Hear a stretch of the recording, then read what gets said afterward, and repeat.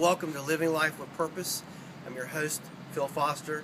Well, it's Monday, and I hope you got a chance to get out to church yesterday. And I talked to our people yesterday about a prayer called the Prayer of Jabez. Probably 10 or 12 years ago, someone wrote a little book about this subject, and maybe you've read it. If you have, that's a great book to read. But anyway, there's four things that Jabez talked about in his short little prayer we read of in 1 Chronicles chapter 4. And it's interesting, the two things we know about Jabez is it says that he was more honorable than his brothers, and that his name referred to pain. And Jabez decided to overcome the choices that his mother made and spoke against him, and that he was going to be encouraged and he was going to serve the Lord, and that's exactly what happened.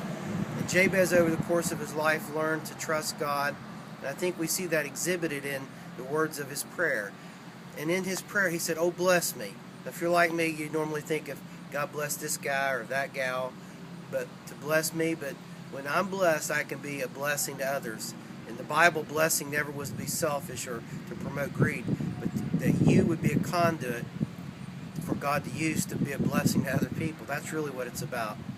So he said, "Bless me." And he said, "Enlarge my territory." All of us should be asking God to help us reach more people for Christ, for the kingdom of God, not just so we can say, well, we've got the most people at our church in town or something like that, but really, it's all about souls.